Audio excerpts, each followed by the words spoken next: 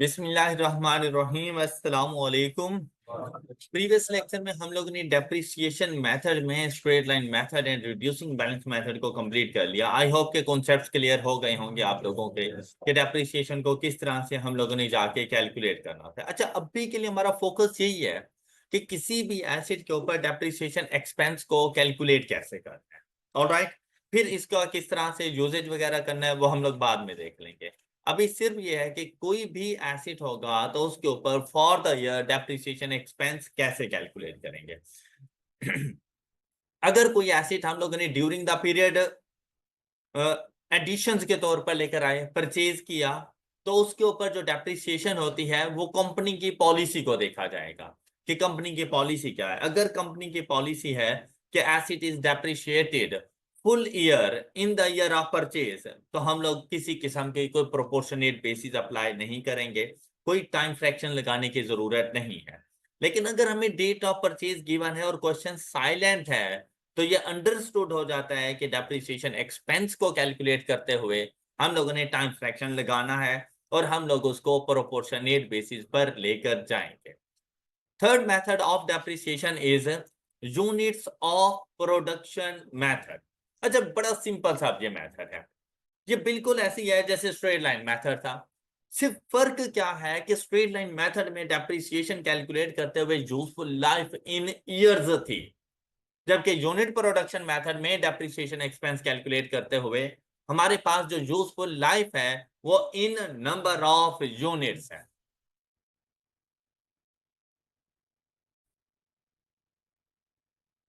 तो जैसे ही आप लोग cost minus residual value divided by number of units, और वो कंप्लीट यूजफुल लाइफ के अंदर टोटल कितने नंबर ऑफ यूनिट्स किसी प्लांट एंड मशीनरी से हम लोग प्रोड्यूस कर सकते हैं, उसके बारे में वो आपको बता देगा।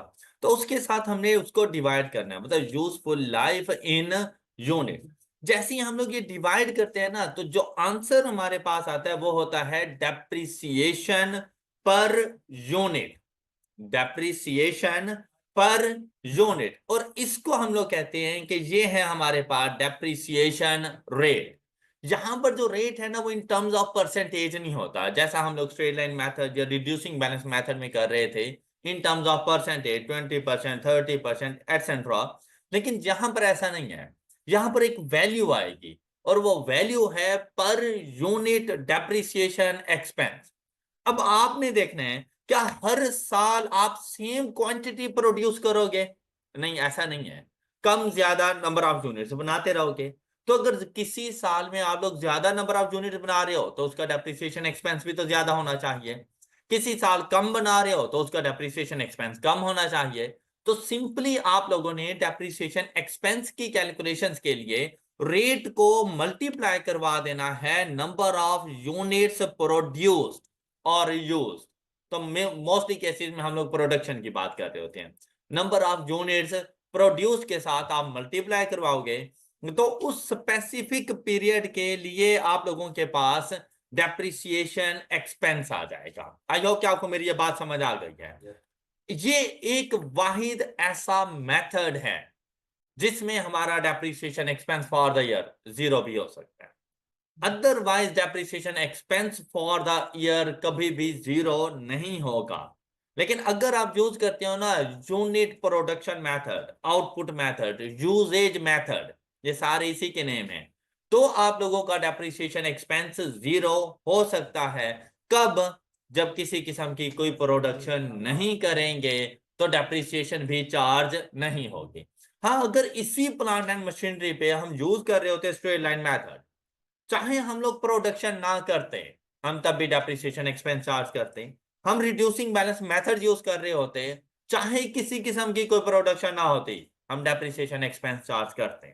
लेकिन जब प्रोडक्शन मेथड में होते हैं और किसी किस्म की कोई प्रोडक्शन ना हो तो डेप्रिसिएशन एक्सपेंस भी चार्ज नहीं होता। किसी को कोई प्रॉब्लम? अब इस कॉन्सेप्ट को समझने के लिए एग्जांपल नंबर 10 में हमारे पास cost of asset 100,000, residual value 10,000, useful life, मतलब वैसे हम इस प्लांट को 5 साल तक यूज कर सकते हैं। तो हम लोग इसको डेप्रिशिएट अकॉर्डिंग टू ईयर्स नहीं जा रहे, हम लोग जा रहे हैं प्रोडक्शन के ऊपर। तो हमें बताया गया कि इन 5 साल के अंदर इस प्लांट से टोटल कितने नंबर ऑफ यूनिट्स प्रोड्यूस हो सकते हैं, 7500।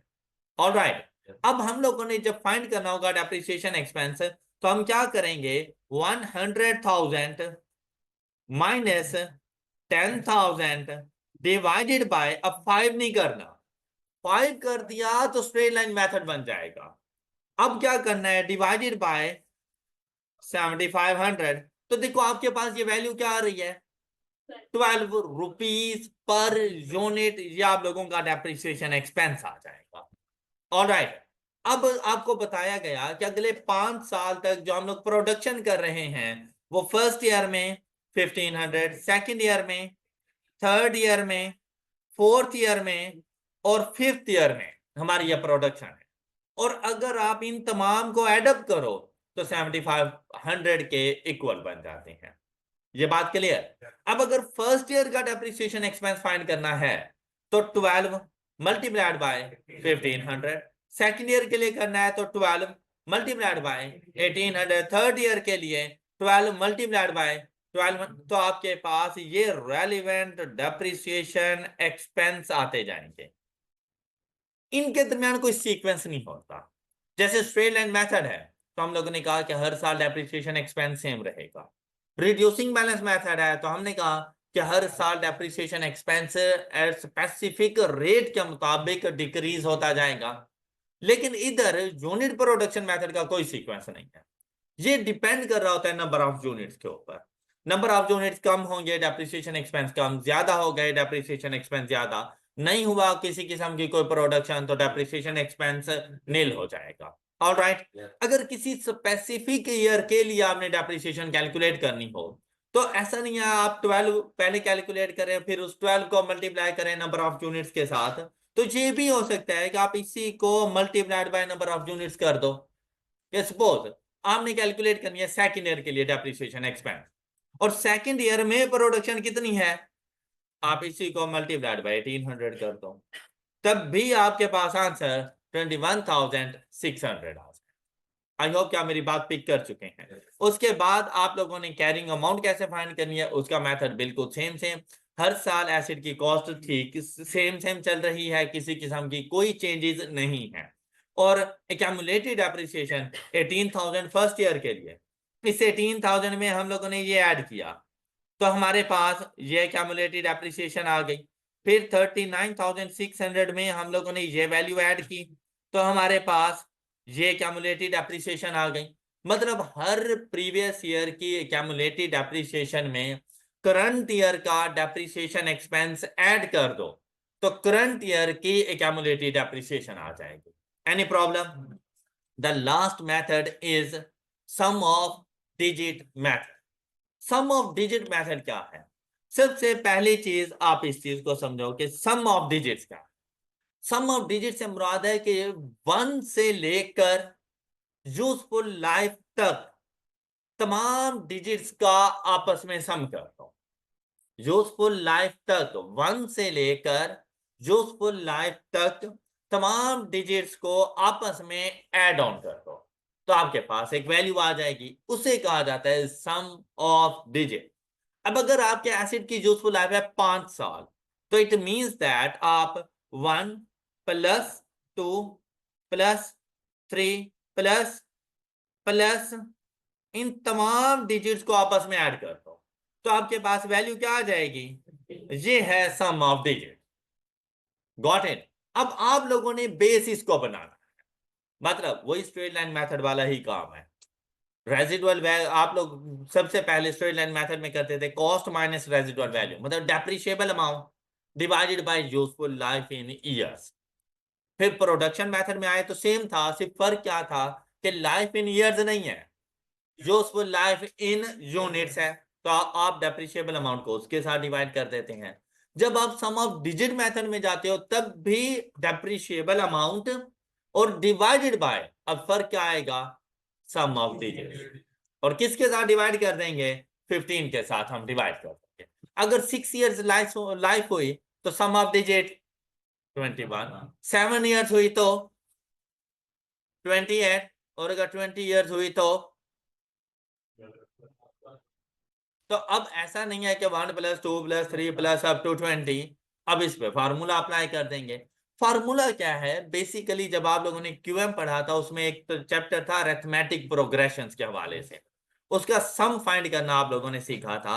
तो सम फाइंड करने का हमारे पास फार्मूला होता है n/2 into first term plus last term, ये सम फाइंड करने का फार्मूला। तो आपको नहीं लगता जैसे ये एक अरिथमेटिक प्रोग्रेशन बन रहा है? अच्छा, अब अगर अरिथमेटिक प्रोग्रेशन बन रहा है तो फर्स्ट टर्म की वैल्यू हमेशा क्या होगी? 1। और लास्ट टर्म की वैल्यू हमेशा यूजफुल लाइफ के इक्वल होगी। जितनी यूजफुल लाइफ होगी वही लास्ट टर्म होगी और वही नंबर ऑफ टर्म्स होंगी। M I right? तो क्या मैं इस फार्मूले को यूं लिख लूं, n/2 इंटू 1 प्लस n, और n से क्या मुराद है? Useful life. ऑलराइट, अब 1 + n करूं या n+1 करूं, आंसर तो सेम है ना। तो ये बन गया हमारे पास फार्मूला। तो ये कोई नया फार्मूला नहीं है, ये बेसिकली वही आपके क्यूएम वाला ही कॉन्सेप्ट है। तो अब जब भी आप लोगों ने सम ऑफ डिजिट फाइंड करना होगा तो आप क्या करेंगे? n/2 into 1 + n। अब जैसे ही मैंने आप लोगों से कहा कि अगर 20 यूजफुल लाइफ हो तो 20 into 20 + 1 divided by 2 is equal to 210। ये हमारे पास आ गया सम ऑफ डिजिट। अब कोई भी यूजफुल लाइफ होगी, आप सम ऑफ डिजिट फाइंड कर सकते हो। M I right? किसी को कोई डाउट? अच्छा, बात यहां पर भी ना डेप्रिशिएबल अमाउंट की ही है कि हमेशा हमारा कॉन्सेप्ट भी यही था कि हम लोगों ने हमेशा डेप्रिशिएबल अमाउंट को डेप्रिशिएट करना है। M I right? राइट। लेकिन डेप्रिशिएबल अमाउंट को फाइंड करने के लिए किन दो चीजों की जरूरत है? Cost minus residual value. इस रेजिडुअल वैल्यू को हम लोग रिड्यूसिंग बैलेंस मेथड में यूज नहीं करते, क्योंकि रिड्यूसिंग बैलेंस मेथड में मुझे डेप्रिशिएबल अमाउंट नहीं चाहिए, मुझे WDV ऑफ एन एसेट चाहिए। ऑलराइट, तो अगर आपसे ये पूछ लिया जाए कि किस मेथड में रेजिडुअल वैल्यू यूज नहीं होती, तो वो रिड्यूसिंग बैलेंस मेथड है। रेजिडुअल वैल्यू वहां पर सिर्फ डेप्रिसिएशन रेट की कैलकुलेशन में यूज होती है, डेप्रिसिएशन एक्सपेंस की कैलकुलेशन में यूज नहीं होती। बात क्लियर हो गई होगी सब बच्चों को? अच्छा, अब इसको फाइंड कैसे करना है? देखिए भाई, मैंने जाके कैलकुलेट करना है फर्स्ट 5 इयर्स के लिए डेप्रिसिएशन एक्सपेंस। फर्स्ट 5 इयर्स के लिए डेप्रिसिएशन एक्सपेंस देखिएगा जरा यहां पे 1 2 3 4 5, इनके लिए मैंने डेप्रिसिएशन एक्सपेंस कैलकुलेट करना है। तो मैं कैसे करूंगा? Depreciable amount. अब डेप्रिशिएबल अमाउंट मेरे पास क्या आ रही है? 90,000। तो मैं 90,000 को डिवाइड कर दूंगा सम ऑफ डिजिट्स के साथ। तो अगर यूजफुल लाइफ 5 इयर्स हो तो सम ऑफ डिजिट मेरे पास क्या बनेगा? किसी को डाउट? अच्छा, ये काम हर साल करना है आपने। हर साल का डेप्रिसिएशन एक्सपेंस कैलकुलेट करने के लिए depreciable amount divided by sum of digit, am I right, multiplied bye.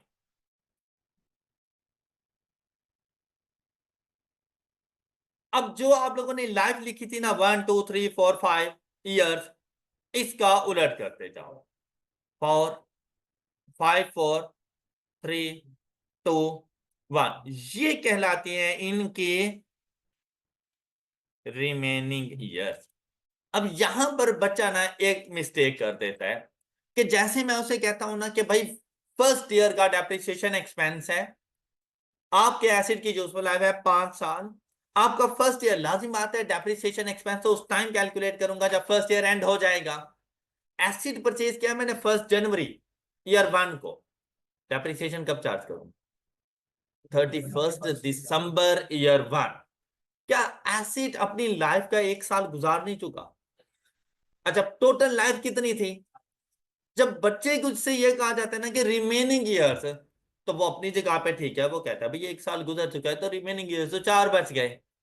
लेकिन आपने इस अंदाज से नहीं सोचना कि रिमेनिंग ईयर्स 4 बच गए। आपने ये सोचना है कि फर्स्ट ईयर में अगर आप मौजूद हैं और फर्स्ट ईयर का भी डेप्रिसिएशन एक्सपेंस आपने चार्ज करना है, अभी किया नहीं है। उसको चार्ज करने के लिए तो कैलकुलेशंस कर रहे हो। तो क्या 5 सालों के लिए डेप्रिसिएशन अभी बाकी नहीं है? कैलकुलेट क्या फर्स्ट ईयर के में अगर मौजूद हो, क्या इससे पहले कभी आपने डेप्रिशिएट किया एसेट को? नहीं। तो अभी तो पूरे 5 साल बाकी हैं इसको डेप्रिशिएट करने के लिए, तो इसलिए मल्टीप्लाइड बाय 5।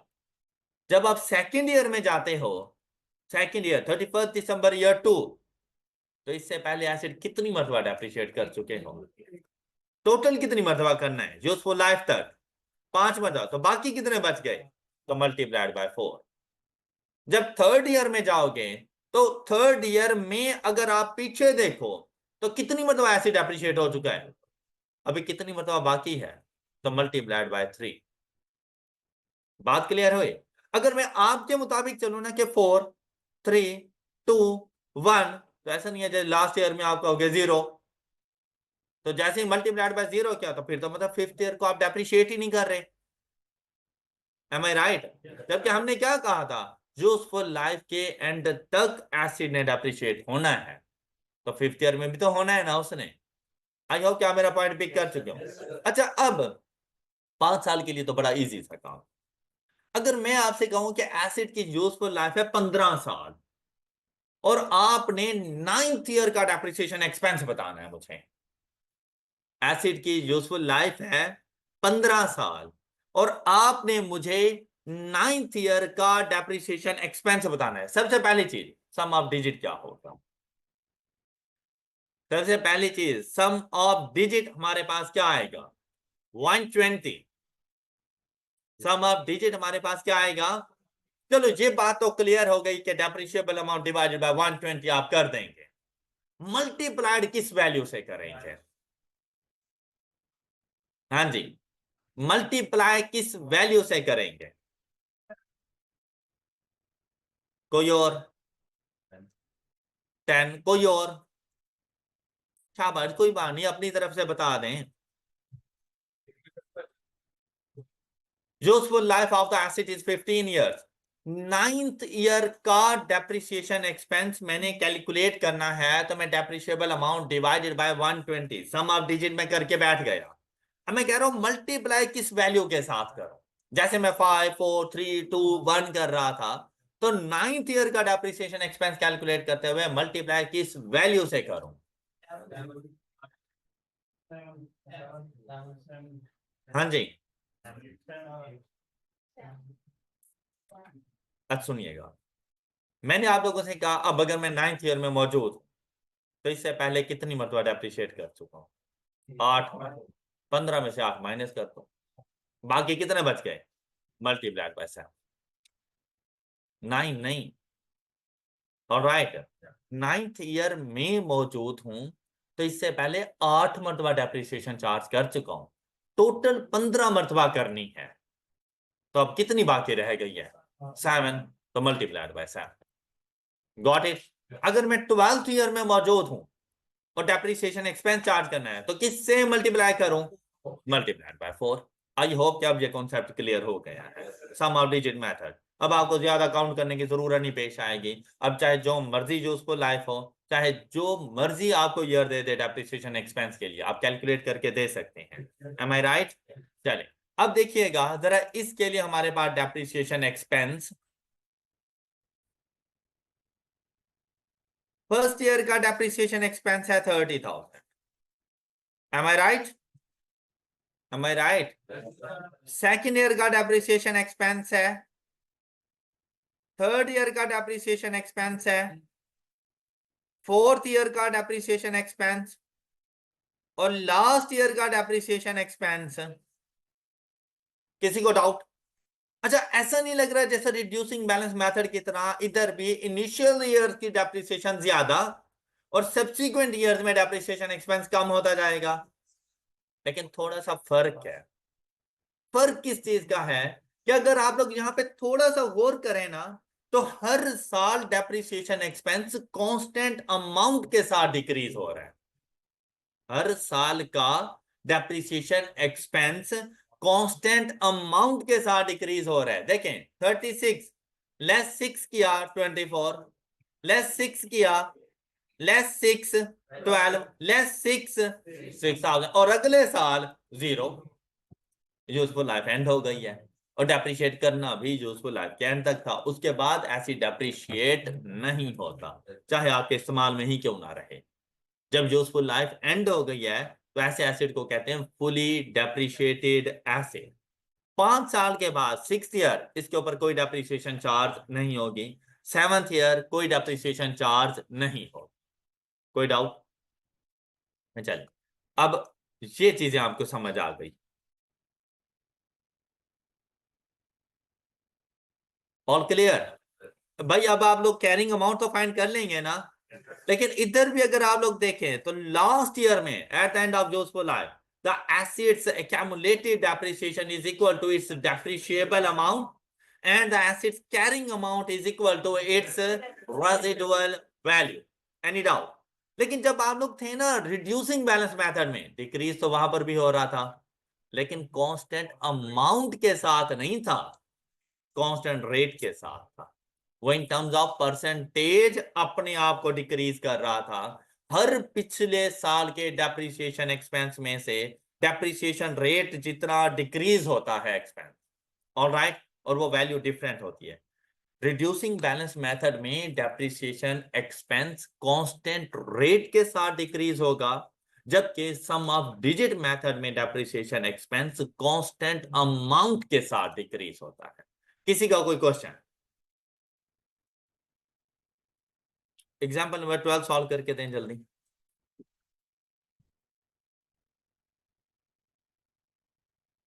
एग्जाम्पल नंबर 12, अब देखिए यहां पर वो क्या कहता है, यूजफुल लाइफ 5 साल ही है, तो मतलब सम ऑफ डिजिट 15, एसिड्स की कैरिंग वैल्यू, और ये एसिड की कॉस्ट है 400,000 और उसकी रेजिडुअल वैल्यू 40,000, तो डेप्रिशिएबल अमाउंट कितनी आ गई?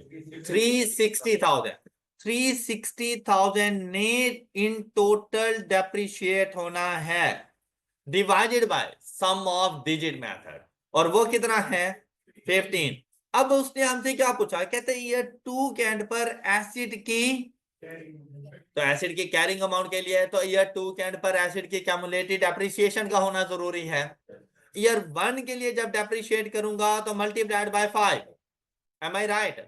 तो मेरे पास डेप्रिसिएशन एक्सपेंस आ जाएगा 120,000। ये बात भी क्लियर। अगले साल के लिए जब इसको डेप्रिशिएट करूंगा तो ये चीज तो सेम, लेकिन मल्टीप्लाइड बाय 4 और डेप्रिसिएशन एक्सपेंस आ जाएगा भाई, ये 96,000 सेकेंड ईयर का डेप्रिसिएशन एक्सपेंस है, ऑल राइट। और सेकेंड ईयर के एंड पर एसिड की एक्यूमुलेटेड डेप्रिसिएशन मेरे पास क्या बनेगी? 216। ये एक्यूमुलेटेड डेप्रिसिएशन मुझसे क्या पूछा गया? Carrying amount. तो कैरिंग अमाउंट बताने के लिए मैं क्या करूंगा? 360 में से नहीं लेस करना। हम लोगों ने कैरिंग अमाउंट के लिए कभी ये नहीं कहा depreciable amount minus accumulated depreciation. हमने क्या कहा? Cost minus accumulated. The cost is 400,000 में से एक्यूमुलेटेड डेप्रिसिएशन लेस कर दो, तो आपके पास carrying amount of an asset क्या बनेगी? 184,000। ये बात क्लियर हो गई? अच्छा, अब अगर आप लोग देखें ना तो आपने ये फार्मूला 2 मरतबा अप्लाई किया। मतलब अगर 3 साल के बाद पूछता तो आप 3 मरतबा अप्लाई करते, 4 साल के बाद पूछता तो आप 4 मरतबा फार्मूला अप्लाई करते ना करते। अब आपने क्या करना है? आपने ये जो रिमेनिंग ईयर्स है ना, इनका सम अप कर देना है, और आपको मिल जाएगी total accumulated appreciation. Means that मैं आपसे ये कह रहा हूं कि अगर उसने मुझसे पूछा था ना 2 साल के बाद, मैं इस तरह से इसको करता, यहां तक तो कोई डाउट नहीं है ना किसी को, लेकिन मैं मल्टीप्लाइड बाय ना 5 करता ना 4 करता, मैं 5 एंड 4। देखिए भाई, एक्यूमुलेटेड डेप्रिसिएशन में डेप्रिसिएशन एक्सपेंस ऐड अप होता है ना, तो 5 और 4 को भी ऐड अप कर दो, टोटल कितना बन गया? मल्टीप्लाइड बाय 9 कर दो। अब ये 2 साल की एक्यूमुलेटेड डेप्रिसिएशन आ जाएगी, आप कॉस्ट में से इसको माइनस कर दो। अब अगर सपोज मुझसे 3 साल के बाद पूछा जाता, तो थर्ड ईयर के लिए मेरे पास रिमेनिंग ईयर्स डिजिट क्या आता? थर्ड ईयर के लिए डिजिट 3, तो 5 4 3 को एड अप करो तो टोटल कितना हो गया 12। तो मैं यहां पर जाके 12 लिखता। ऑलराइट। और यहां पर अब आपको एक्यूमुलेटेड अप्रिसिएशन मिल जाती कितनी 288,000। अब थर्ड ईयर के बाद ये एक्यूमुलेटेड अप्रिसिएशन। अब कैरिंग अमाउंट पूछता 400 में से 288 माइनस इज इक्वल टू 212,000। मेरी बात पिक कर गए आप सब लोग। चल ये होते हैं थोड़े से शॉर्टकट मेथड, जरा चोर रास्ते, और ये टाइम पर क्वेश्चन सॉल्व करने के लिए बहुत जरूरी होते हैं। देखो मेथड तो ये वाला भी ठीक था, लेकिन इसे टाइम लगवा देना। अगर एसिड की यूजफुल लाइफ हो सपोज 10 साल, और वो आपसे पूछे 7 साल के बाद एसिड की कैरिंग अमाउंट क्या होगी, तो क्या आप पहले 6 साल का डेप्रिसिएशन एक्सपेंस कैलकुलेट करोगे? अब आपने क्या करना है, अगर सपोज 7 साल का पूछ रहे हैं, तो आप लोगों ने 10 plus 9 plus 8 plus 7 plus 6 plus 5 ये करके आपस में सम अप करो और जाके मल्टीप्लाई करवा दो, आपको क्यूमुलेटेड एप्रिसिएशन मिल जाएगी। तो एक ही स्टेप के अंदर आपको कैरिंग अमाउंट मिल जानी है। तो टाइम सेव हो नहीं गया और क्वेश्चन भी गलत नहीं है। बात क्लियर? Next one. ये 184,000 आपके पास आ गया था, लेकिन आपने इस तरह से, अब देखो उसने डेप्रिसिएशन माइनस करता गया तो आपके पास ये कैरिंग अमाउंट आ गई। नेक्स्ट हमारे पास है डेप्रिसिएशन चार्ज एंड पीरियड। अच्छा ये ना बड़े इजी से कॉन्सेप्ट है, एक मतलब जरा इसकी थ्योरी को गो थ्रू कीजिएगा, जल्दी से इसकी थ्योरी को गो थ्रू करें। जब इसको स्टडी करने के बाद आप लोगों ने देखा कि ये बिल्कुल ना बेसिक बेसिक कॉन्सेप्ट वो आपको बता रहे हैं, जो आपके कॉम्प्रिहेंसिव एग्जांपल्स में जाकर आपके लिए यूजफुल हो सकते हैं। लेकिन ये ऐसे कॉन्सेप्ट है जो आप इससे पहले जानते हैं। जैसे उसने कहा the depreciation charge for each period shall be recognized in profit or loss unless it is included in the carrying amount of an। अब ये एक इंपॉर्टेंट बात थी, हालांकि ऐसा नहीं होता क्या कि हर एसिड का जो डेप्रिसिएशन एक्सपेंस होता है वो हमेशा प्रॉफिट और लॉस काउंट में जाता है, लेकिन उसने कह दिया अनलेस, मतलब अब आ गई एक एक्सेप्शन कि अब ऐसी सिचुएशन में आपने उसको प्रॉफिट और लॉस काउंट में नहीं लेके जाना। अब उसने क्या कहा कि इस डेप्रिसिएशन एक्सपेंस को किसी दूसरे एसिड की कैरिंग अमाउंट का पार्ट बना दो। तो कोई भी एक्सपेंस है, एक्सपेंडिचर है, ये किसी एक जगह पे जाएगा। ये नहीं होगा कि मेरे एक एसिड के ऊपर 10,000 का डेप्रिसिएशन एक्सपेंस आया और वो 10,000 प्रॉफिट और लॉस में भी लेके चला गया और वो 10,000 मैंने कहीं और भी रिकॉर्ड कर दिया। ऐसा नहीं हो सकता, या तो प्रॉफिट और लॉस अकाउंट में जाएगा या कहीं और, मतलब किसी और एसिड की कैरिंग अमाउंट का पार्ट बन जाएगा। अब इसकी क्या एग्जांपल है कि किसी दूसरे एसिड की कैरिंग अमाउंट का पार्ट कैसे बनेगा? अब जैसे हम लोग कंस्ट्रक्शन कर रहे हैं और हम लोग खुद भी कॉन्ट्रैक्टर हैं, मींस दैट हमारा अपनी जो कंस्ट्रक्शन मशीनरी है ना, हमारे ऑफिस की बिल्डिंग की कंस्ट्रक्शन का पार्ट बन जाएगी। जब हम लोग किसी और के ऑफिस बिल्डिंग्स वगैरह बनाते थे ना, तब हम लोग उस मशीनरी की डेप्रिसिएशन को एक्सपेंस आउट करते हैं। लेकिन जब अपने ही किसी एसिड की कंस्ट्रक्शन करने लगे तो क्या हमारी मशीनरी उधर यूज नहीं होगी? तो जब यूज होगी तो क्या डेप्रिशिएट नहीं होगी? लेकिन अब वो डेप्रिसिएशन एक्सपेंस एक्सपेंस नहीं बनेगा, हमारी उस ऑफिस बिल्डिंग की कैरिंग अमाउंट का पार्ट बन जाएगा, मतलब कॉस्ट ऑफ एसिड का हिस्सा बन जाएगा। अब एक्सपेंस आउट नहीं होने वाला। बात क्लियर हो गई? क्या कहते हैं यहाँ पे, for example if machinery PP of the business is used in construction of office building, the depreciation of such machinery arising during the shall be capitalized in the cost of। अब पूरे साल के लिए डेप्रिसिएशन एक्सपेंस होता है, लेकिन construction चलती रही 8 मंथ्स तक। 8 मंथ्स का जो डेप्रिसिएशन एक्सपेंस होगा वो कॉस्ट ऑफ बिल्डिंग का पार्ट बनेगा, लेकिन जो 4 मंथ्स का डेप्रिसिएशन एक्सपेंस है वो एक्सपेंस आउट हो जाए। बात clear? Next one is journal entry.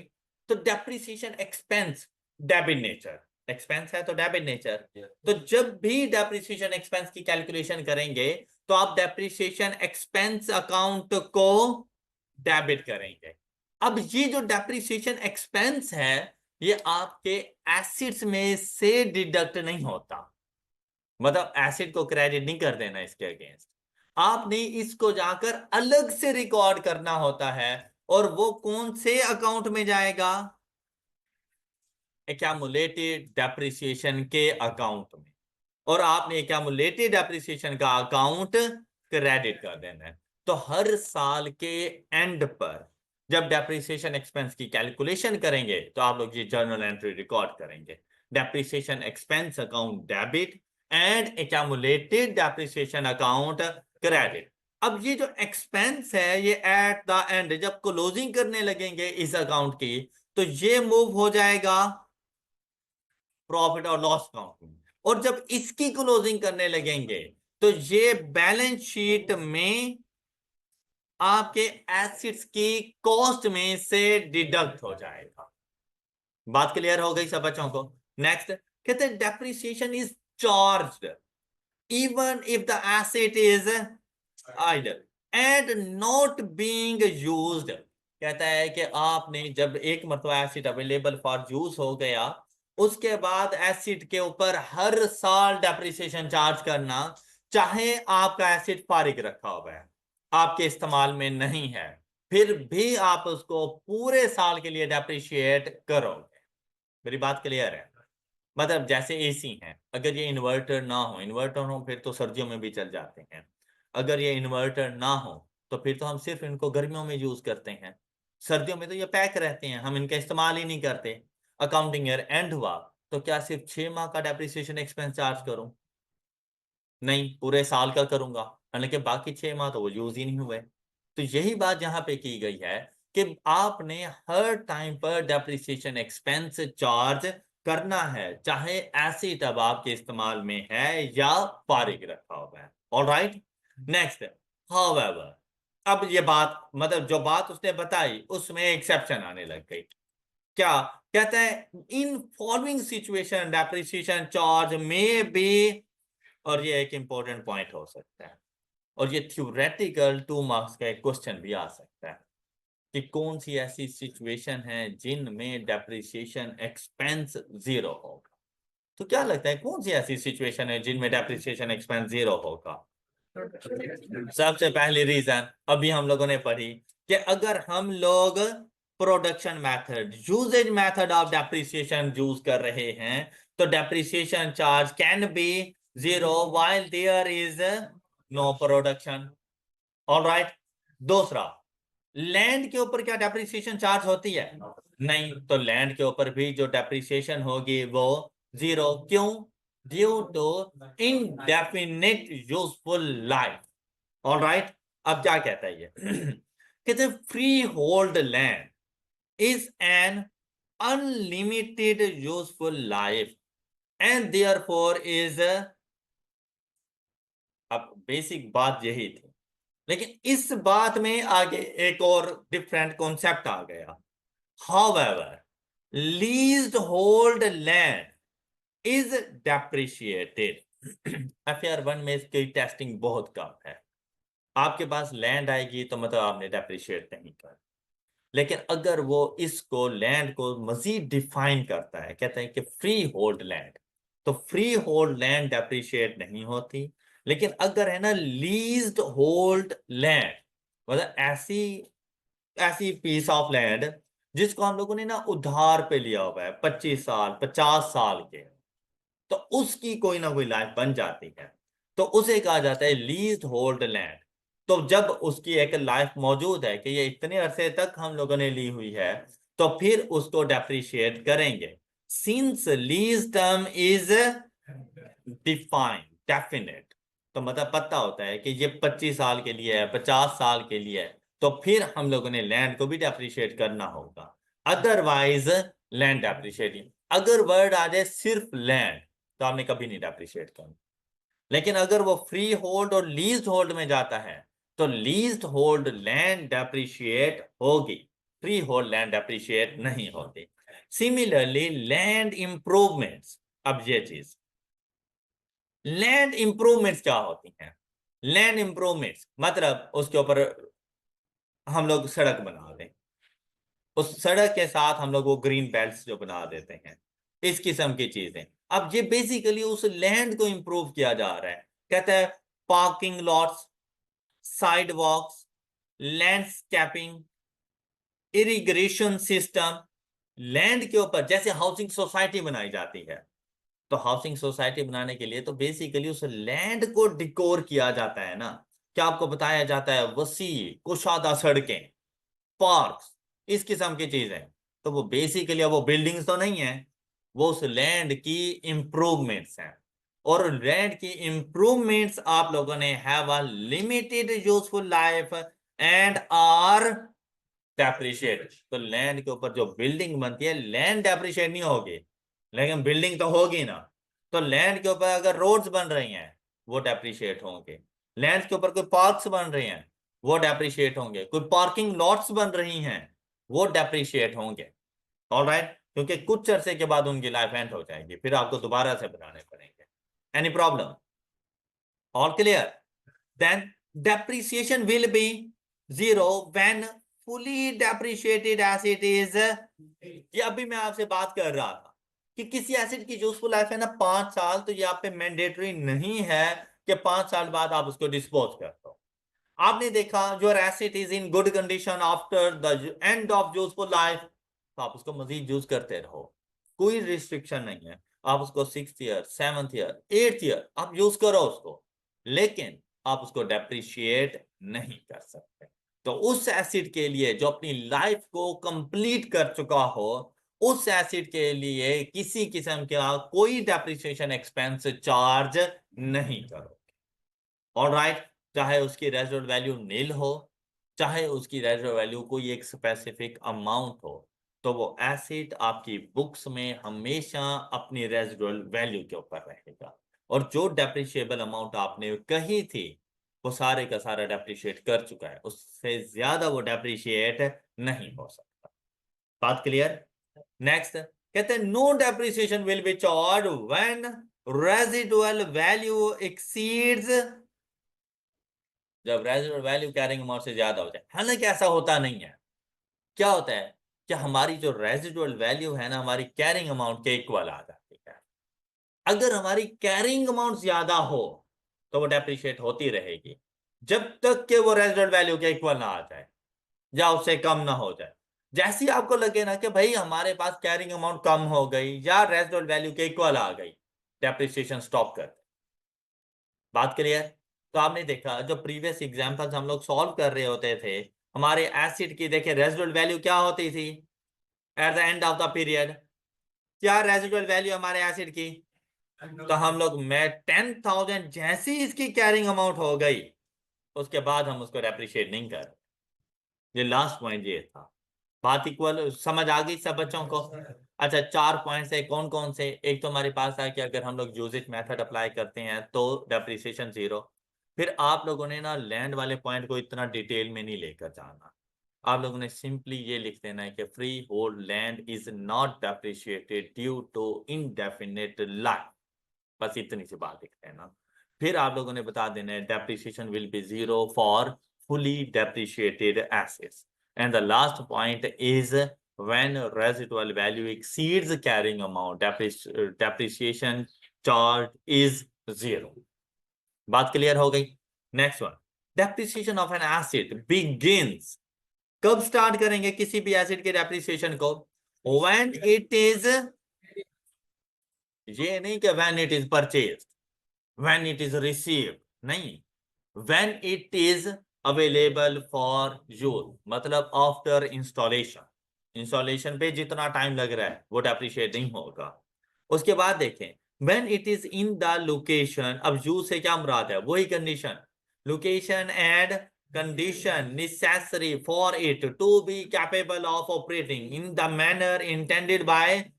जब तक एसिड इस सिचुएशन में नहीं आ जाता तब तक डेप्रिशिएट नहीं होगा। जैसे ही वो इस कंडीशन में आ जाता है तो फिर उसके ऊपर डेप्रिसिएशन स्टार्ट हो जाती है। This may be earlier than the date of its actual brought into use. मैंने एक लैंड के ऊपर घर बनवाया और वो घर मैंने रेंट आउट करना था। घर बन गया 1 मई को, अवेलेबल था कि आप उसमें आके रह सकते हैं, आप उसको रेंट आउट कर सकते हैं, मैंने उस पर बोर्ड लगवा दिया फॉर रेंट अवेलेबल। लेकिन उसमें जो टेनेंट्स वगैरह आए वो आए 1 जुलाई को। तो यूज कब होना शुरू हुआ? 1 जुलाई। लेकिन अवेलेबल फॉर यूज कब था? 1 मई। तो क्या मैं 6 मंथ्स की डेप्रिसिएशन चार्ज करूं या 8 मंथ्स की डेप्रिसिएशन चार्ज? 8 मंथ्स। तो उसने यही बात कही है कि एक्चुअल ब्रॉट इनटू यूज से पहले भी हो सकता है अवेलेबल फॉर यूज, और ऐसा भी हो सकता है जैसे ही अवेलेबल फॉर यूज हुआ उसी टाइम रेंट पे चला गया, या उसी टाइम मैंने उसको यूज करना शुरू कर दिया, तो इक्वल भी हो सकते हैं। All right, next, depreciation of an asset ceases. अब इसको आप लोगों ने स्टॉप कब करना है? व्हेन इट इज, और जब एसिड को डिस्पोज करोगे तब आप लोगों ने इसकी डेप्रिसिएशन को सीज कर देना है, या डी रिकॉग्नाइज जब आप इस एसिड को करो तब डेप्रिसिएशन को सीज कर दो। Any problem? Next one, each part of an item of PP with a cost that is significant in relation to the total cost of the item shall be depreciated. For example, it may be appropriate to depreciate separately the airframe and engine of an, ये बहुत heavy heavy जो हमारे पास assets मौजूद होते, देखो अगर मैं बात करूं ना अपनी गाड़ी की, गाड़ी में वैसे टायर्स अलग से होते हैं, उसका इंटीरियर सीटिंग वगैरह अलग से, उसकी बॉडी अलग से है, इंजन अलग से है, हर किसी की सिग्निफिकेंट अमाउंट भी मौजूद है। लेकिन हम व्हीकल को एक कॉम्बिनेशन के फॉर्म में लेकर आते हैं और पूरी व्हीकल अप्रिशिएट कर देते हैं। लेकिन जब बात हो रही होती है ना हवाई जहाज वगैरह की, तो उसका जो बॉडी स्ट्रक्चर होता है वो एक सिग्निफिकेंट अमाउंट का है, करोड़ों रुपीस में बनते हैं वो, लेकिन उसकी लाइफ उसकी इंजन की लाइफ के बराबर नहीं होती। इंजन की लाइफ कुछ और होती है, बाहर के बॉडी स्ट्रक्चर की लाइफ कुछ और होती है, फिर उसके अंदर जो इंटीरियर वगैरह मौजूद है, उसकी सीटिंग वगैरह पैसेंजर्स के बिठाने के लिए, उनकी लाइफ कुछ और होती है। अब उसके ऊपर भी अच्छा खासा खर्च है। तो कहता है एसिड तो एक ही है, लेकिन उस एसिड में डिफरेंट डिफरेंट सिग्निफिकेंट पार्ट्स हैं, और हर पार्ट की एक तो मटेरियल अमाउंट है, सिग्निफिकेंट अमाउंट है, और दूसरा हर किसी की अलग अलग यूजफुल लाइफ है। तो कहता है आपने इसको एक एसिड के तौर पे डेप्रिशिएट नहीं कर, आपने उसके तमाम कंपोनेंट्स को अलग अलग डेप्रिशिएट करना है। तो उसने कहा है कि सपोज एयर फ्रेम है तो उसको अलग से लेकर चलो, और आपके पास इंजन है तो इंजन को अलग से लेकर, आप एयरक्राफ्ट को डेप्रिशिएट ना करो, आप उसके कंपोनेंट्स को डेप्रिशिएट करो। बात क्लियर? ऐसा क्वेश्चन भी हमारे पास आएगा, हम इंशाल्लाह जरूर इसकी प्रैक्टिस करेंगे। अब एग्जांपल नंबर 13, एग्जांपल नंबर 14, बहुत सिंपल सी एग्जांपल है, सिर्फ एक बार तो इनको रीड करके देख लें, आपको समझ आ जाएंगी ये बातें, जल्दी से देखें।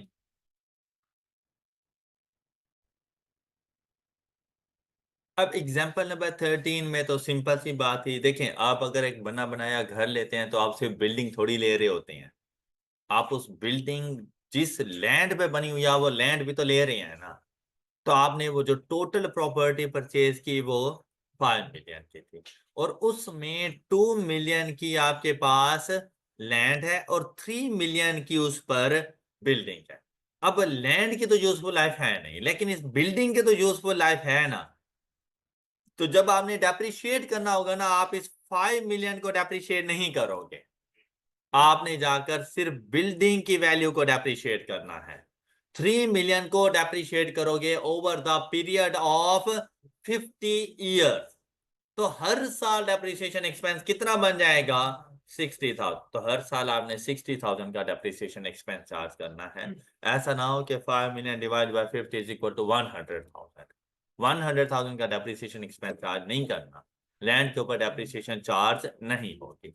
फिर एग्जांपल नंबर 14 में उन्हें ना डिफरेंट डिफरेंट आपको डेट्स बताई, किस एसिड के साथ क्या कुछ हुआ, यही आपके कॉम्प्रिहेंसिव एग्जांपल्स में भी होती हैं, जो 18 नंबर का क्वेश्चन होता है, डिफरेंट डिफरेंट डेट्स होती हैं, तो हमें डिसाइड करना होता है कि हमने डेप्रिसिएशन स्टार्ट कब करनी है और डेप्रिसिएशन को एंड कब करना है। अब यहां पर देखिए आपसे कहा गया बिल्डिंग वाज कंप्लीटेड कब, एंड ऑक्युपाइड ऑन, तो डेप्रिसिएशन का ताल्लुक इस बात से नहीं है कि आपने ऑक्युपाई कब की, इस बात से है कि वो कंप्लीट कब हुई, तो डेप्रिसिएशन स्टार्ट कब से करेंगे, 1 जुलाई 2008। ऑलराइट, फिर क्या कहते हैं, the entity uses the building for a long time but then due to expansion in its business it decided on 1 July. अब 1 जुलाई को सिर्फ उन्होंने डिसाइड किया to shift to new rented premises, कि हम लोग अपनी अब इस बिल्डिंग को छोड़ते हैं, हम लोग खुद जाकर ना रेंट पे रहते हैं और इसको सेल करके जो पैसे आएंगे वो बिजनेस के एक्सपेंशन पे लगाते हैं। ऑलराइट, अब ये चीज सिर्फ अभी डिसाइड हुई, अभी बिल्डिंग तो आपके यूज में है ना।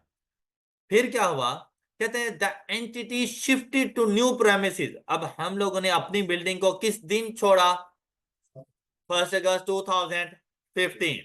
ऑलराइट, और न्यू प्रेमिसेस पे चले गए। अब बिल्डिंग खाली हो चुकी है हमारी, जिसपे हम लोग पहले रहते थे।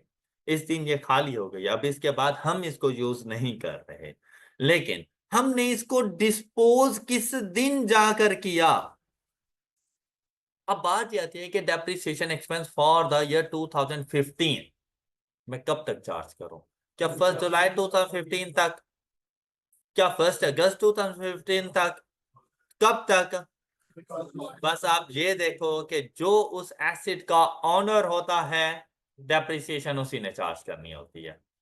1 जुलाई को मैं खुद मालिक था, तो क्या 1 अगस्त को उस बिल्डिंग का मालिक मैं नहीं था, मैं ही था, मुझे ही डेप्रिसिएशन चार्ज करनी चाहिए। लेकिन जब 31 दिसंबर 2015 को सेल किया तब तक भी तो वो मेरी ही ओनरशिप में थी। क्या ख्याल है, तो मैं ही उसको डेप्रिशिएट करूंगा। यही बात तो हम लोगों ने पढ़ी थी कि depreciation is charge even your asset is idle और नॉट इन यूज। तो अब अगस्त के बाद, अगस्त, सितंबर, अक्टूबर, नवंबर, दिसंबर, इवन के 5 मंथ्स के लिए मैंने उस बिल्डिंग को यूज नहीं किया, खाली पड़ी रही, लेकिन उसके बावजूद भी उस 5 मंथ्स के लिए डेप्रिशिएट होगी। और एसिड की डेप्रिसिएशन कब तक होती रहेगी, दिसंबर 2015 when acid is disposed of. Any problem. Next एक छोटा सा अच्छा सा टॉपिक है हमारे पास, चेंज इन एस्टिमेट्स। और चेंज इन एस्टिमेट्स में सबसे पहले हम लोग किसको डिस्कस करने जा रहे हैं, डेप्रिसिएशन मेथड को। और फिर हम लोग डिस्कस करेंगे चेंज इन एस्टिमेट्स में review of useful life and, और मैं ये टॉपिक कॉम्बिनेशन में पढ़ा देता हूँ, मेथड, डेप्रिसिएशन मेथड में change, useful life and residual value. तो हम लोगों ने उस चेंज को किस तरह से अकाउंट फॉर करना है, और आफ्टर चेंज हम लोगों ने डेप्रिसिएशन एक्सपेंस कैलकुलेट कैसे करना है। Are you ready? First time initially जब आप अपने एसेट को एक्वायर करते हो, अवेलेबल फॉर यूज हो जाता है और आपने इसको आके रिकॉग्नाइज करना है, तो आप लोगों ने सबसे पहली बात की थी when asset future economic benefits will flow to the entity and cost can be measured reliable. ये काम हो गया, आपने एसेट को रिकॉग्नाइज कर दिया। बात आती है जब एसेट है तो डेप्रिशिएट होगा। तो डेप्रिसिएशन के लिए आपसे कहा गया था कि अब आपने एस्टिमेट्स करने हैं, क्योंकि फ्यूचर की वैल्यूज हैं और आज देखनी है, तो एस्टिमेशन की तरफ चले गए। क्या एस्टिमेट करना है कि भाई इस एसिड को कितने अरसे तक यूज करोगे। हमने इनिशियली एस्टिमेट कर दिया कि हम इस एसिड को ना 5 साल के लिए यूज करेंगे। फिर कहा गया कि 5 साल के बाद क्या ये मुफ्त में दे दोगे, हमने कहा नहीं, कुछ ना कुछ वैल्यू मिलेगी। तो उस वैल्यू को कहा गया रेजिडुअल वैल्यू। क्या मिली आपको वैल्यू? नहीं, अभी तो एक अंदाजा है ना कि कितनी वैल्यू मिलेगी। तो ये एक दूसरा एस्टिमेट था कि आप उसकी रेजिडुअल वैल्यू को भी एस्टिमेट कर रहे हो। क्यों एस्टिमेट कर रहे हो? ताकि डेप्रिसिएशन चार्ज हो सके। तो डेप्रिसिएशन कैसे चार्ज करोगे? अब उसके लिए भी 4 मेथड्स थे, तो उन चारों में से किसी एक मेथड को भी सिलेक्ट कर लो कि तुमने किस मेथड के मुताबिक जाके डेप्रिसिएशन चार्ज करनी है। ये 3 काम जिस दिन आप एसिड को रिकॉग्नाइज करते हो उसी दिन करने हैं आप लोगों ने। फिर आपका एसिड चलता रहा। फिर क्योंकि ये आपके एस्टिमेट्स थे, तो आपके एस्टिमेट्स गलत हो सकते हैं। अकाउंटिंग को इस बात का पता है, तो अकाउंटिंग ने कहा है कि एटलीस्ट अपने जो यूजफुल लाइफ और रेजिडुअल वैल्यू के एस्टिमेट्स है ना, ये आप हर साल रिव्यू किया करें। ये आप लोग हर साल के एंड पर जब भी डेप्रिसिएशन एक्सपेंस कैलकुलेट करने लगो तो यूजफुल लाइफ और रेजिडुअल वैल्यू को रिव्यू करो। मतलब आप देखो कि क्या इसमें किसी किस्म का कोई चेंज तो नहीं आया। हाँ, अगर कोई स्लाइटली सा चेंज है ना तो इग्नोर करो, लेकिन अगर कोई सिग्निफिकेंट अमाउंट का चेंज है तो अकाउंट फॉर करो। ऑलराइट, क्या चेंज? मैंने एसेट अपना एक्वायर किया, मैंने 5 साल की यूजफुल लाइफ को एस्टिमेट किया, 2 साल गुजर गए, मैंने कोई रेजिडुअल वैल्यू भी एस्टिमेट कर दी। 2 साल के बाद रिमेनिंग यूजफुल लाइफ कितनी है? 3 साल। लेकिन मुझे लगा कि नहीं, एसिड की कंडीशन गुड है, ये मजीद 5 साल चल सकता है। तो मैंने एसिड की यूजफुल लाइफ को रिव्यू किया और वो रिवाइज्ड यूजफुल लाइफ मेरे पास आ गई। मतलब मैं ये कह रहा हूं कि मैं इसको मजीद 3 साल के लिए डेप्रिशिएट नहीं करूंगा। ये acid is in good condition, मैं मजीद इसको 5 साल के लिए चला सकता हूं, तो एसिड की यूजफुल लाइफ 5 साल हो गई। और अब एसिड मजीद 5 साल के लिए डेप्रिशिएट हो जाएगा, तो टोटल लाइफ कितनी हो गई? 7 ईयर्स। 5 साल अगले और 2 साल गुजर चुके, टोटल 7 ईयर्स हो गई है। बात समझ आई है? फिर 2 साल के एंड पर आप लोगों ने देखा, अब देखो ये जो चेंज था ना, ये सिग्निफिकेंट अमाउंट का था। हाँ, यूजफुल लाइफ में चेंज होता, कोई 2 महीने का, कोई 5 महीने का, कोई एक आध साल का कोई चेंज होता, वो हम लोग इग्नोर कर दिया करते हैं। हाँ, अगर 2 3 4 साल का कोई चेंज आ रहा है तो ये सिग्निफिकेंट अमाउंट है हमारे पास। फिर दूसरी चीज ये हमारे पास आई रेजिडुअल वैल्यू। इनिशियली मैंने रेजिडुअल वैल्यू का एस्टिमेट किया हुआ था 10,000, लेकिन 2 साल के बाद मैंने देखा कि इकोनॉमी की हालत बदल गई, चीजें या तो बहुत महंगी हो गई, तो मुझे पता चला अब ये 10,000 पे नहीं रहेगा, अब ये मुझे 15,000 दे जाएगा। या बहुत सस्ती हो गई, तो मुझे पता चला 10,000 नहीं दे पाएगा, ये 5,000 दे पाएगा। तो अभी तो आपकी रेजिडुअल वैल्यू चेंज हो गई। रेजिडुअल वैल्यू के चेंज होने की वजह से डेप्रिशिएबल अमाउंट चेंज, तो क्या डेप्रिसिएशन एक्सपेंस वैसा आएगा? तो आपकी रेजिडुअल वैल्यू भी चेंज हो चुकी है। सेम केस कि आप लोगों ने स्टार्ट में डिसाइड किया हुआ था कि आप लोग straight line method of depreciation charge करेंगे, क्योंकि आपको लगा कि आपका जो एसेट है वो हर साल इक्वल इक्वल बेनिफिट प्रोवाइड करेगा। तो हमने कहा क्यों ना फिर इसके ऊपर डेप्रिसिएशन भी इक्वल इक्वल होनी चाहिए। अब स्ट्रेट लाइन मेथड के ऊपर आ गए। पहले 2 साल तक स्ट्रेट लाइन मेथड यूज किया, आपको पता चला कि जो बेनिफिट आपको मिल रहे हैं वो इक्वल अमाउंट्स के तो नहीं है, वो तो अब डिक्लाइनिंग ट्रेंड पे चल रही हैं। तो आप लोग जाओ और जाकर अपना डेप्रिसिएशन जो मेथड है उसको चेंज कर दो और स्ट्रेट लाइन मेथड से मूव कर जाओ रिड्यूसिंग बैलेंस मेथड पर। लेकिन इस चीज की इजाजत, डेप्रिसिएशन मेथड को चेंज करने की इजाजत इतनी आसानी से नहीं मिलती। लाइफ चेंज हो सकती है, आपका एस्टिमेट था, रेजिडुअल वैल्यू चेंज हो सकती है, आपका एस्टिमेट था, लेकिन जो कोशिश की जाती है कि जो डेप्रिसिएशन मेथड है जो स्टार्ट में डिसाइड कर लिया एंड तक वो चले, कोशिश ये की जाती है। लेकिन इस पर भी कहा गया है कि हम आपको चेंज करने की इजाजत दे देंगे अगर आप ये प्रूफ कर दें कि न्यू मेथड आपकी फाइनेंशियल स्टेटमेंट्स को ज्यादा अच्छे तरीके से प्रेजेंट करेगा, तो हम आपको इस चीज की इजाजत दे देंगे। लेकिन अगर ये चीज आप प्रूफ ना कर सके और आप अपने बेनिफिट्स के लिए चेंज कर रहे हो, तो आपको कभी भी इस चीज की इजाजत नहीं। ऑलराइट, हम अब अज्यूम कर रहे हैं कि हमें इजाजत मिल गई है कि डेप्रिसिएशन मेथड को चेंज कर लो, या तो रिड्यूसिंग से स्ट्रेट लाइन मेथड या स्ट्रेट लाइन मेथड से रिड्यूसिंग। बात क्लियर? अब क्या करना है?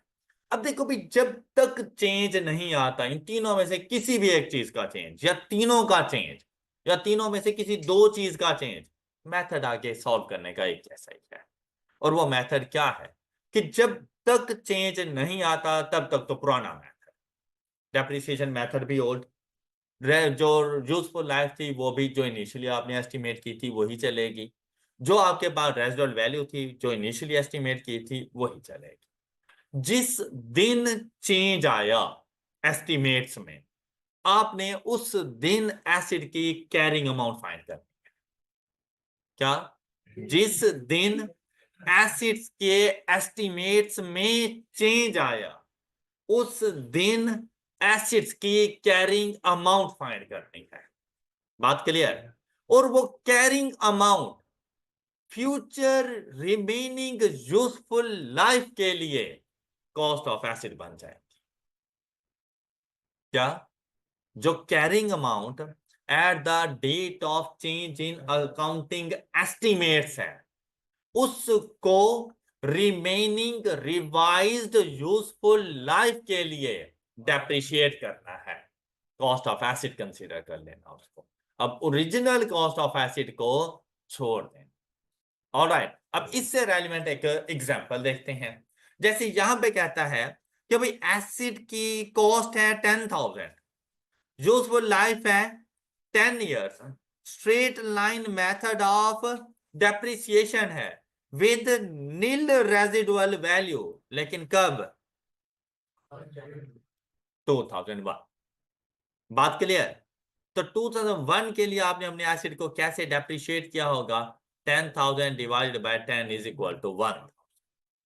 2001 में। 2002 में बिल्कुल ऐसे ऑस्ट्रेलियन मेथड ऑफ डेप्रिसिएशन है, आप अपने एसिड को 1000 से डेप्रिशिएट कर चुके हो। M I right? लेकिन कहता है कि जैसे ही हम गए इन ईयर 2003 और 1 जनवरी को ही, तो फिर क्या हुआ? हमने डेप्रिसिएशन मेथड को चेंज कर लिया और हम चले गए 25% डेप्रिसिएशन ऑन, इसको अपना लिया। तो 2003 का जो डेप्रिसिएशन एक्सपेंस है ना, वो 25% रिड्यूसिंग बैलेंस मेथड के मुताबिक जाके करेंगे। तो इसके लिए हम 10,000 का 25% नहीं लेंगे, हम लोग देखेंगे carrying amount at the end of year 2। वही तो at the start of year 3 होगी ना, ओपनिंग वही बनेगी। तो फर्स्ट ईयर के लिए डेप्रिसिएशन एक्सपेंस, सेकेंड ईयर के लिए डेप्रिसिएशन एक्सपेंस, टोटल डेप्रिसिएशन। तो carrying amount of the asset is, इस 8,000 को डेप्रिशिएट करेंगे एट द रेट ऑफ, तो थर्ड ईयर का डेप्रिसिएशन एक्सपेंस। जब फोर्थ ईयर के लिए जाएंगे तो multiplied by is equal to, बात क्लियर? बस इतना था, इतना सा था चेंज इन अकाउंटिंग एस्पेक्ट। और ये हम लोगों ने डेप्रिसिएशन मेथड को चेंज कर दिया। तो देखिए जैसे ही मेथड को चेंज किया ना, हम लोगों ने कैरिंग अमाउंट के ऊपर डेप्रिसिएशन रेट अप्लाई किया है। बात क्लियर? अब इसने तो मुझे चले 25% बता दिया था, लेकिन इन केस अगर ये ना बताता तो डेप्रिसिएशन रेट मुझे खुद से डिटरमिन करना था। तो खुद से डेप्रिसिएशन रेट डिटरमिन करने का फार्मूला क्या होता है? 1 minus nth into scrap divided by, लेकिन अब सिर्फ फर्क क्या था, मैं क्या लिखता? 1 माइनस अंडर रूट ऑफ, हाँ जी, n की जगह पर क्या आ जाता? सॉरी, 10 ईयर से ना 2 साल गुजर गए, 8 आता, 10 ना आता। ऑलराइट, रिमेनिंग यूजफुल लाइफ देखना हमेशा, टोटल यूजफुल लाइफ को नहीं देखना। आपने देखना है इसके बाद मैं एसिड को कितने अरसे के लिए डेप्रिशिएट करूंगा।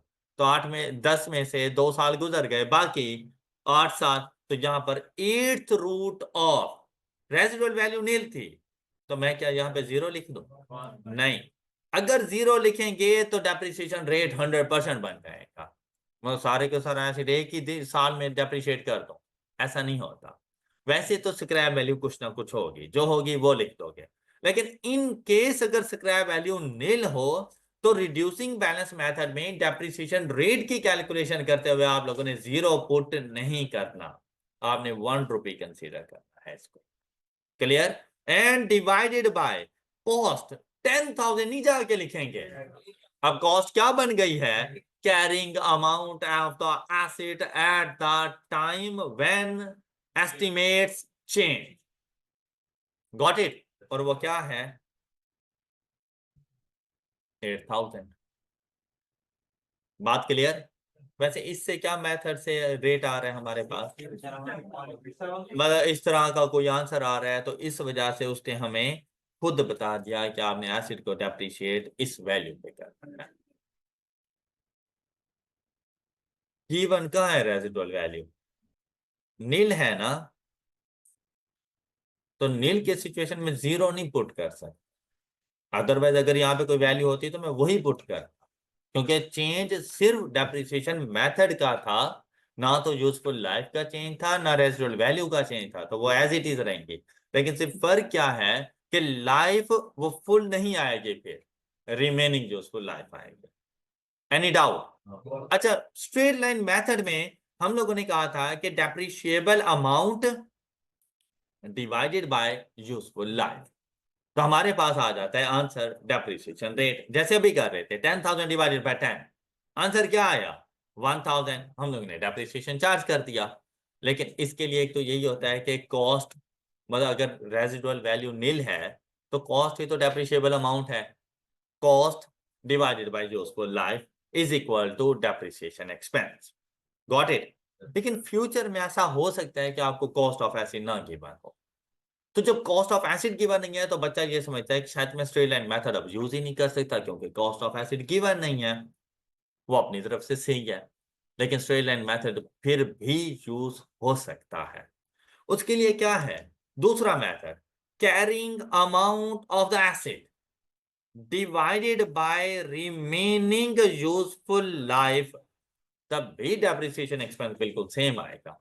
अब देखो एसिड 1 साल के लिए डेप्रिशिएट हो गया, तो उसकी कैरिंग अमाउंट क्या बची मेरे पास 9,000, तो 9,000, अब यूजफुल लाइफ थी कितनी, उसमें से 1 साल गुजर गया, तो बाकी रिमेनिंग यूजफुल लाइफ तो डिवाइडेड बाय 9, आंसर क्या आएगा वही 1,000।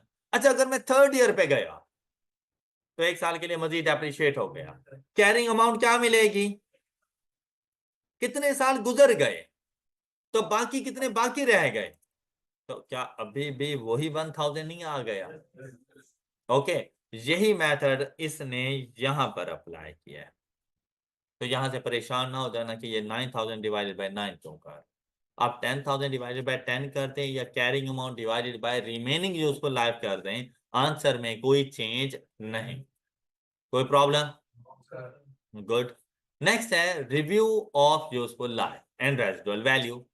अब इसके लिए भी बिल्कुल ऐसा ही है कि आपका इनिशियल एस्टिमेट चेंज हो सकता है, तो कोई प्रॉब्लम की बात नहीं है। जैसे कि इस क्वेश्चन में देखें 12,000 cost of acid, 10 year useful life, 2,000 residual value, और हम यूज कर रहे हैं, और 2003 में जाकर हमें ख्याल आया कि हमारे एस्टिमेट्स गलत हैं, उनको रिवाइज किया हम लोगों ने, तो क्या पता चला कि जो यूजफुल लाइफ, अब देखो 2003 में ख्याल आया तो कितने साल गुजर गए, मेरे मुताबिक अब रिमेनिंग यूजफुल लाइफ क्या होनी चाहिए 8, जबकि इन्होंने क्या कहा कि अब ये 5 साल, मतलब यूजफुल लाइफ रिड्यूस हो चुकी है, 2 साल पहले यूज कर चुका हूं, 5 साल मजीद है, मतलब टोटल कितनी है, लेकिन मुझे टोटल से कोई ताल्लुक नहीं, मैंने रिमेनिंग को देखना होता है।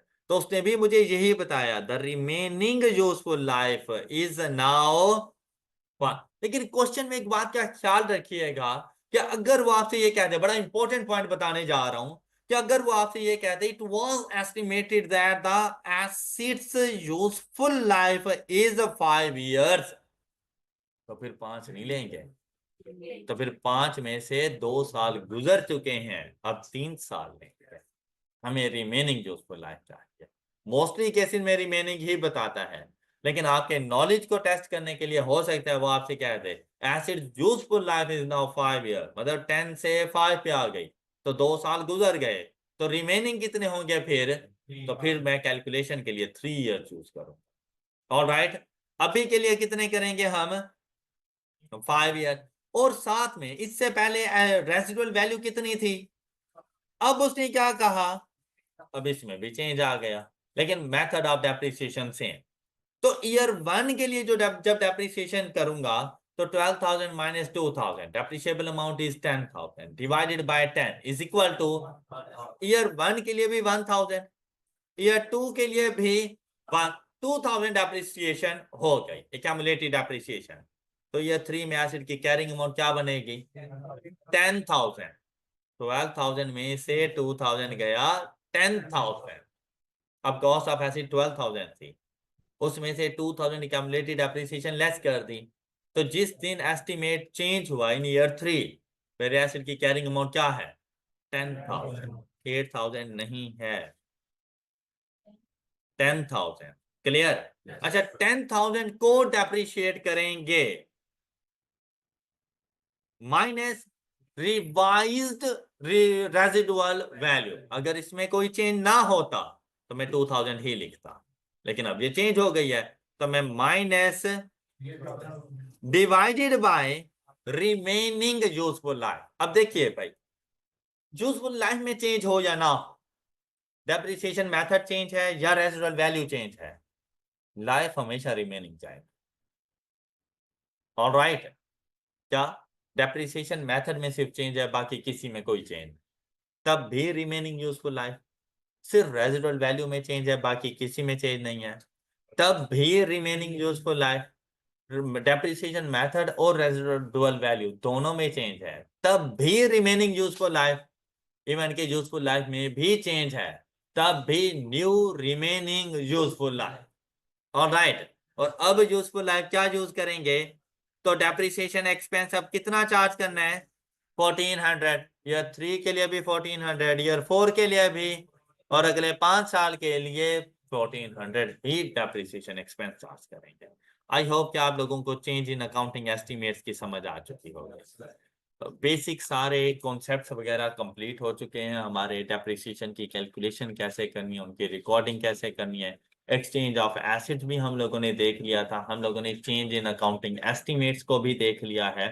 अब जो नेक्स्ट लेक्चर होगा उसमें सबसे ज्यादा इंपॉर्टेंट डी रिकॉग्निशन, मतलब एसेट्स का डिस्पोजल, हम इसके बारे में डिस्कशन करेंगे। और उसके बाद हम लोग जाकर सब्सीक्वेंट मेजरमेंट को देखेंगे। तो नेक्स्ट लेक्चर हमारा बहुत इंपॉर्टेंट होने वाला है, अगले लेक्चर में डिस्कस करेंगे। अपना ख्याल रखिएगा। अल्लाह हाफ़िज़।